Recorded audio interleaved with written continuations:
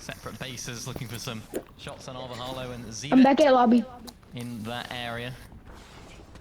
And or some of the other teams around the map, a lot of these early fights can end in disaster, or they can end in... Oh, that wasn't what was supposed to... that wasn't meant to happen. Fortnite boy, go back to lobby. Supposed to get the lobby. effect and then do that instead of shot paving each other. Spider-Man. Or driving each other away.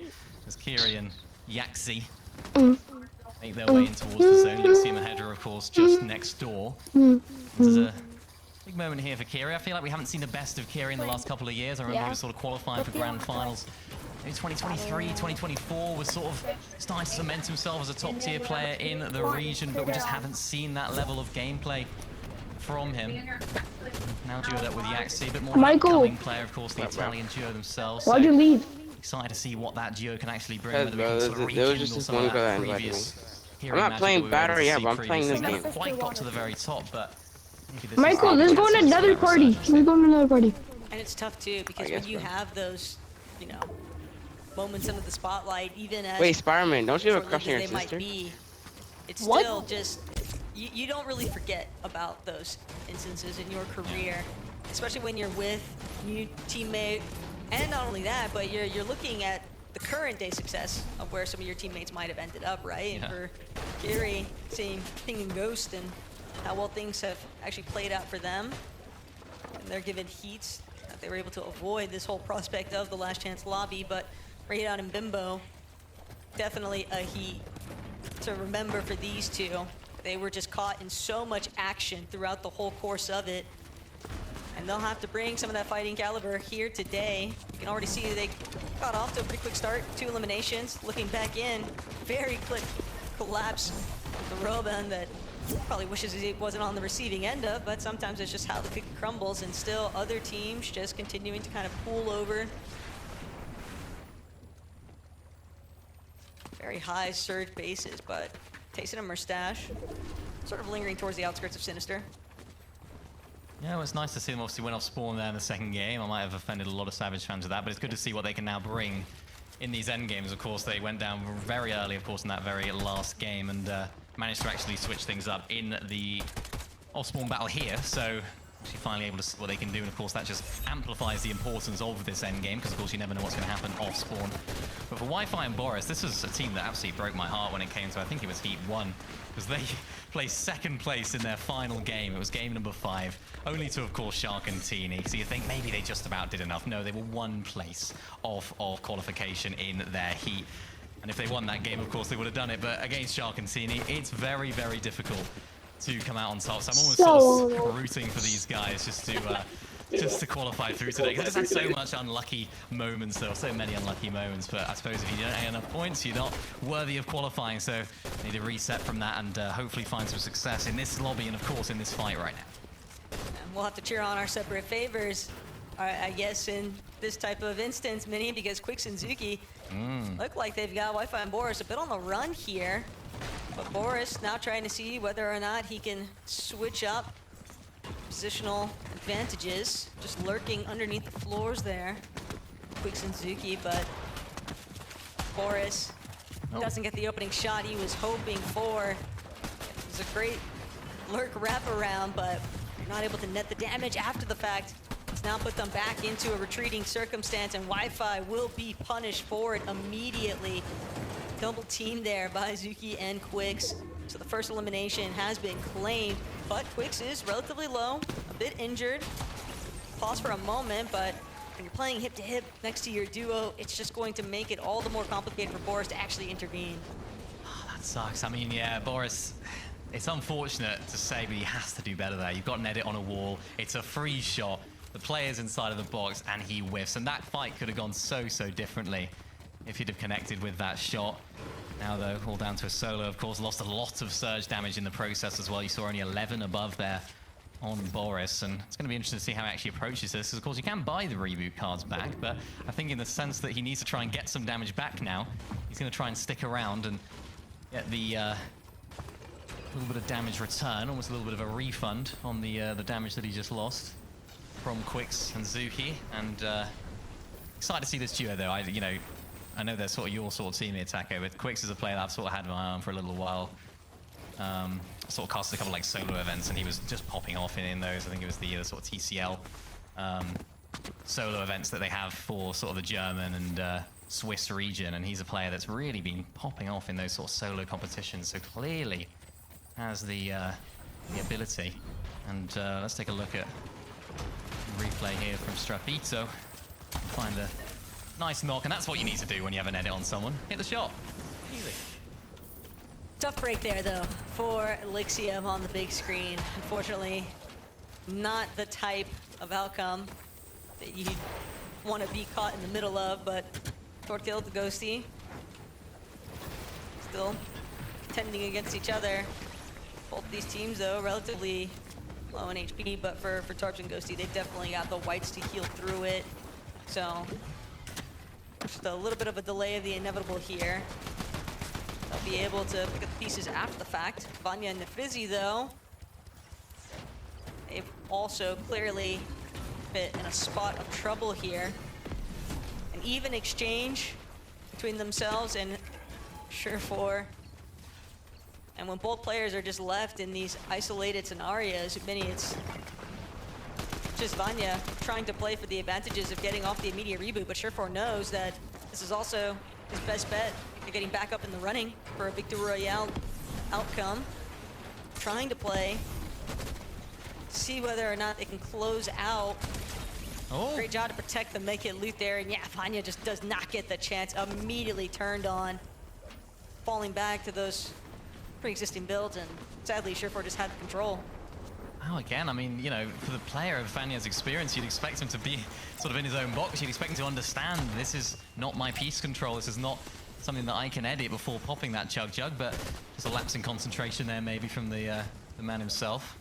Got plenty more games to go though, 3 more, which I suppose sounds like a lot, but when it comes down to it, they're in a bit of a difficult situation off spawn, so there's no guarantees they'll be making this stage of the lobby throughout the day. Nice little flyby elimination there, or knock I should say, from Combeck onto Izzy. I think he was actually credited with it in the end, but nicely done from Seti as well. Just buys him a little bit of that time, ability to actually get towards the zone, but not without getting looked at by a bunch of other players inside of this zone.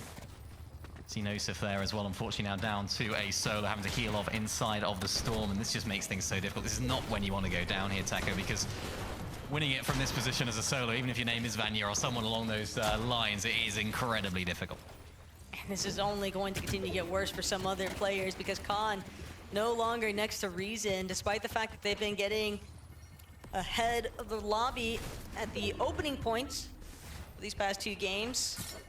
It's that mid to end game conversion. Once we hit that first partial where players are really starting to show those little glimpses of struggle or success, and for Khan as a solo here, there is a lot of lobby still left to be played out. Only 118 above.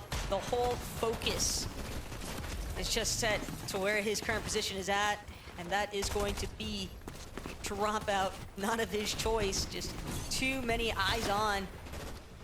Fitzpatrick more than happy to pick over the body loot here. Gotta be wary though. They know other teams are gonna close in where they're at. A pretty big box fight also starting to build up directly next to them. And on both ends of the spectrum, they've just got a lot to get through before they're out in the clear. So much congestion just really building up on this particular side of the zone, as now Yapko Panzer. This is one of those teams where I think a lot of people on paper would not have expected them to be in this current position, but you always have to draw back the fact that we almost didn't even see this duo in the first place. Big part of the reason why they even ended up reuniting was just due to the removal of the shock rocks. And they felt like they had a pretty good grasp of the competitive meta, decided, hey, let's just run it back since things have kind of shifted a little bit more in our favor, and yet still here today, struggling with some of the surge, hoping that they'll be able to find some form of refresh to kind of put them across that finish line.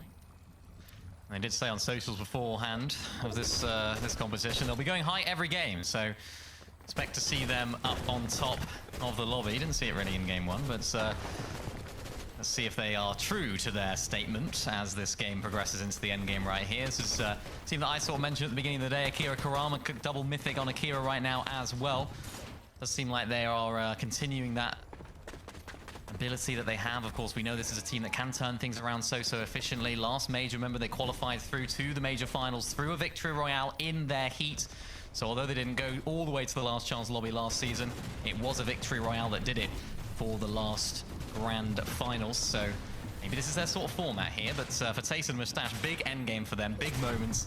Maybe a chance to roll back the years for, I suppose, both of them, who haven't really had the greatest start to 2026, it must be said. And to be completely fair to the two of them, compared to all of the other competitors in this lobby, they did only have 4 of those matches to work with in their heats group. Just an unfortunate outcome from Mustache, having a circumstance where I believe his PC had blue screen prior to on the lobby starting, so didn't actually get a chance to make it into every single one of those lobbies. Sometimes that's just how things go, but drawing back towards where Comic and Seti are at. Not on high ground, not really working with any HP either. Just forced into a very grim situation here, and now Seti still trying to see whether or not he can claim Britex along the way. Does get the finishing touches here, but even still, Mini left as a solo. That is just the worst type of outcome, because you don't really even get to, you know, enjoy that moment of winning the fight initially. It's just that the spoiler has already been done, and Seti as a solo, contending with this sea of duos, trying to make his way even towards that front side of zone, but only has 2 overdrive grenades left to his name. Will at least be able to elevate just a bit here, get 1 or 2 tiles above ultimate low, which should keep him from getting taken down by a team that's looking back a little bit more central. But Kira and Karama, disaster striking at the worst possible moment. Now forced to sit and try and play for the revive here. And even if Karama gets back up in the running, they're gonna have to take a moment to pause. That's gonna lead them trying to duke their way through from the backside of zone. Yeah, big moment there for Kira Karama. They're looking so strong before those pre-edits started coming through, but look who is looking strong. It's Tilio and his duo.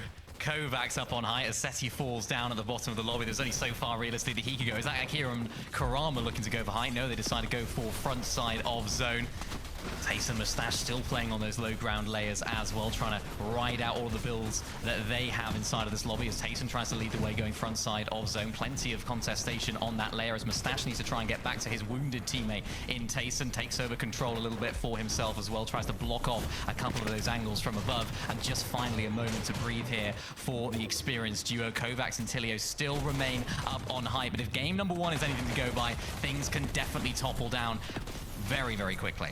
But one of the advantages the team on height has right now is that the zone is just max pooling over so much water. It is so complicated for these teams in these lower layers to really get their footing, to really build up any sort of rhythm. Karama and Akira, they just have not had the chance to heal. Even with the double chug in his inventory, Karama just has not had a moment to really pause and breathe. Finally will squeeze himself just into enough of a crevice to start utilizing some of this healing opportunity, but left as a solo, Akira paying the ultimate price here as Kovacs, Tilio starting to run out of material. They're dropping down, get a little bit more up close and personal with the rest of this lobby, and Mustache Tayson still leading the charge back to the low ground, back and healthy, seeing whether they can back each other up, because they're looking every which way to try and capitalize on another elimination. They know everything comes down to just clearing out this lobby, putting themselves in the best possible position to come out with the win.